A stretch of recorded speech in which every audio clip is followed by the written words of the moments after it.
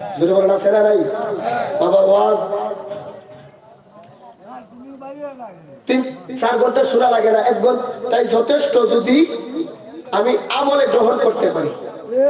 ঠিক না বেঠিক?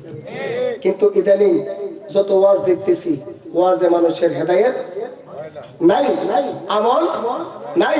যতক্ষণ বসা আছেন ততক্ষণ মনে করতেছেন না আমি তো মরে যাব, মনটা একটু পরিবর্তন হয়।